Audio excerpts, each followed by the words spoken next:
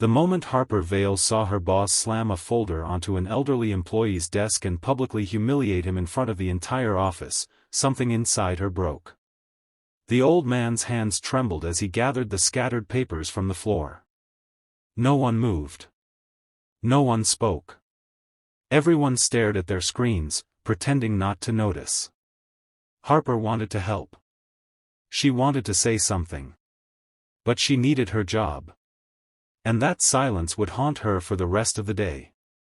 Before we begin, if you believe that even the smallest act of kindness can change a life, please take a moment to like this video, comment below where you're watching from, share this story with someone who believes in second chances, and subscribe to Heart Kindness Tales for more emotional stories that restore faith in humanity. The next morning would change everything. But at that moment, Harper had no idea. The city was already awake when she left her tiny apartment before sunrise. The streets glowed with soft golden daylight reflecting from glass buildings. Delivery trucks rolled through intersections. Office workers hurried along sidewalks clutching coffee cups and briefcases. It looked like every other ordinary workday. Yet Harper felt exhausted. At 29 years old, she worked as an administrative coordinator at a large marketing company called Crestline Media. The job paid the bills, but only barely. Rent had increased twice in 2 years. Her mother's medical expenses kept piling up. Most months she lived paycheck to paycheck. Still, she worked hard. She arrived early.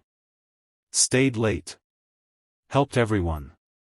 Unfortunately, none of that mattered to her manager, Victor Grayson. Victor had a talent for making people feel small. He criticized employees publicly. He took credit for other people's work. He treated kindness as weakness and respect as something employees had to earn.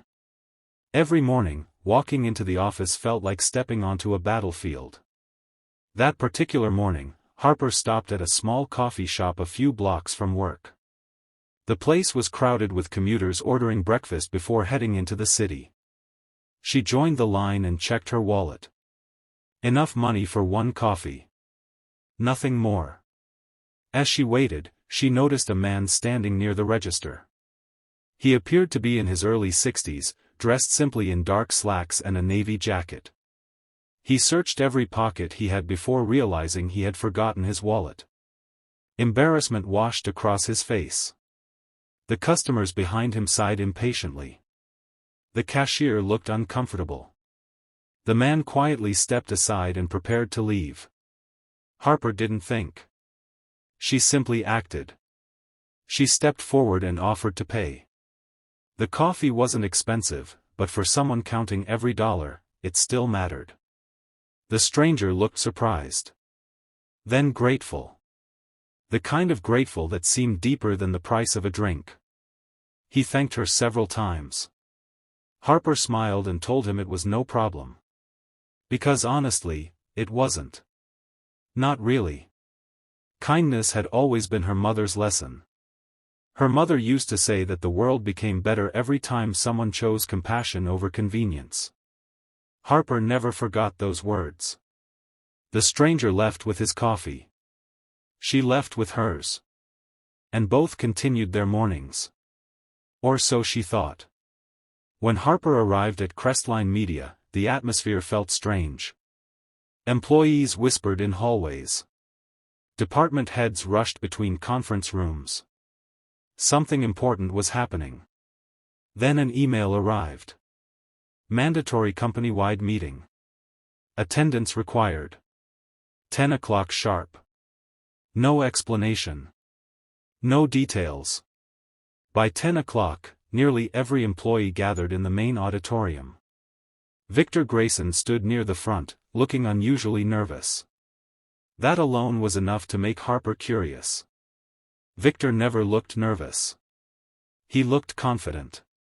Arrogant. Untouchable. But not nervous. Then the auditorium doors opened. A small group entered. Several executives. Board members. And behind them, Harper froze. The man from the coffee shop. The stranger she had bought coffee for. The room immediately fell silent. People stood. Executives straightened their posture. Victor's face lost all color. Harper's heart began pounding. The stranger walked calmly to the stage. He thanked everyone for attending. Then he introduced himself. His name was Theodore Langston.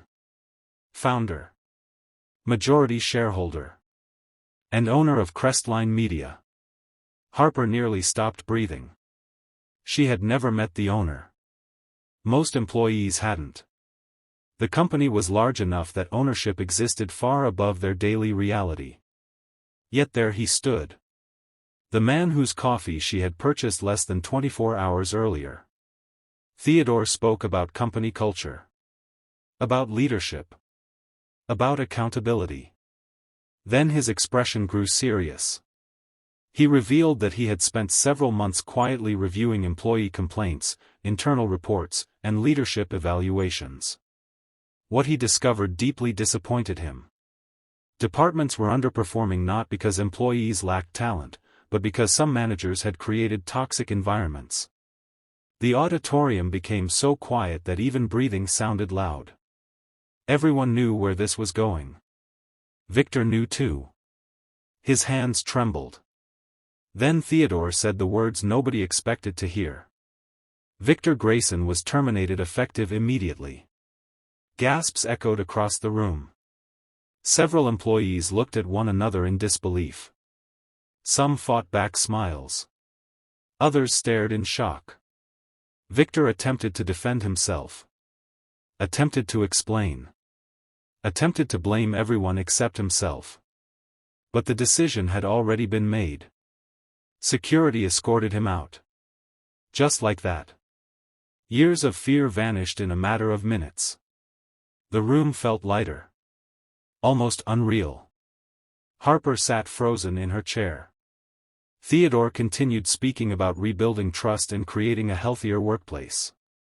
But Harper barely heard any of it. Her mind remained stuck on one impossible thought. The owner. The coffee. The coincidence.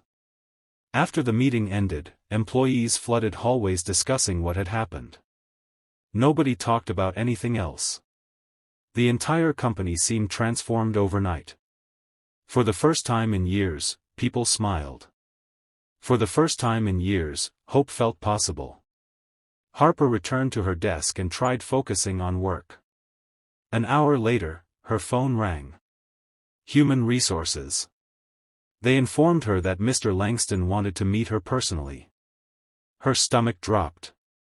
She replayed every email she had ever sent. Every mistake she might have made. Every possibility. The walk to the executive floor felt endless. When she arrived, an assistant escorted her into a spacious office overlooking the city skyline. Theodore stood near the window. Sunlight streamed through the glass behind him.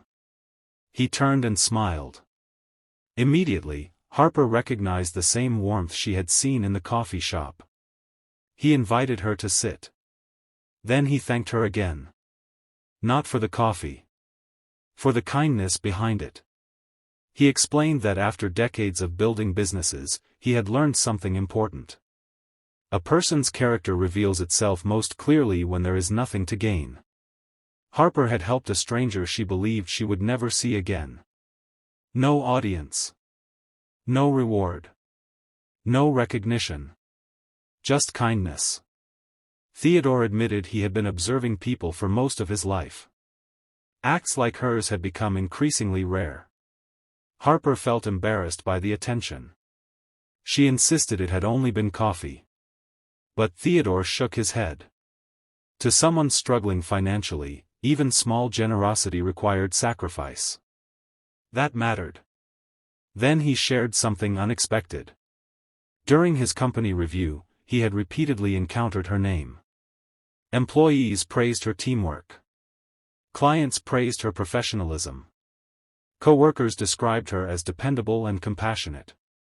The same qualities that inspired her to help a stranger appeared throughout her work. For years, nobody in management had noticed. Theodore had. Weeks passed. The office changed dramatically.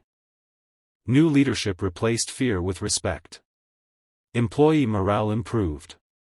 Productivity increased. People actually enjoyed coming to work. And Harper discovered something even more surprising. For the first time in years, her efforts were recognized. Not because she demanded attention, but because someone finally paid attention. Theodore established mentorship programs and leadership development initiatives. He personally encouraged Harper to apply. At first, she doubted herself. She wasn't an executive. She wasn't ambitious in the traditional sense. She simply worked hard. Yet Theodore saw potential she couldn't see herself. So she applied. And she was accepted. Months turned into a year. The transformation felt remarkable. Harper developed new skills. Led projects. Managed teams. Earned promotions. Most importantly, she gained confidence. The confidence that toxic leadership had stolen from her for years. One afternoon, while reviewing reports in her new office, she glanced through the window at the busy streets below. Thousands of people moved through the city. Each carrying unseen burdens. Each fighting private battles. Each capable of changing another person's life without realizing it. Her thoughts drifted back to that morning in the coffee shop. The day she spent a few dollars she could barely afford. The day she helped a stranger. The day everything quietly began changing. What moved her most wasn't the promotion. It wasn't the career growth. It wasn't even Victor's termination. It was understanding how connected people truly are. One moment of kindness had traveled further than she ever imagined. It reminded her that goodness creates ripples. Sometimes invisible. Sometimes delayed. But always meaningful. As this story comes closer to its end, if it has touched your heart in any way, please like the video, share it with someone who needs encouragement today, and subscribe to Heart Kindness Tales so more people can discover stories that inspire hope and compassion. Special request, comment, kindness creates ripples, if you believe even a small good deed can change someone's future. Several years later, Harper stood on a stage at a company leadership conference attended by hundreds of employees. She had become one of Crestline Media's most respected directors. During her speech, she spoke about culture, teamwork, and human connection. But she never mentioned promotions. She never mentioned success. Instead, she told a simple story. A story about a cup of coffee. A story about helping someone without expecting anything in return. A story about how one ordinary decision can lead to extraordinary outcomes. Many people in the audience wiped away tears. Because deep down, everyone wanted to believe the same thing. That kindness still matters. That good people still exist. That compassion isn't weakness. It's strength. And perhaps the greatest lesson of all was this. You never truly know who stands in front of you. The stranger in line may be carrying a burden. The exhausted cashier may need encouragement. The quiet coworker may be fighting a battle nobody can see. Or the man who forgot his wallet may be the very person capable of changing your future. Harper's life changed because she chose kindness when nobody was watching. Not because she expected a reward. But because kindness was simply who she was. And in a world that often rewards selfishness, that choice became her greatest strength. Sometimes miracles don't arrive with flashing lights. Sometimes they arrive disguised as ordinary mornings, crowded coffee shops, and strangers who cross our paths for only a moment. And sometimes, the smallest act of kindness becomes the beginning of an entirely new life. That is why we should never underestimate the power of doing good. Because one simple act, offered from the heart, can travel farther than we ever imagine. And somewhere, someday, its ripple may return when we need it most. The end.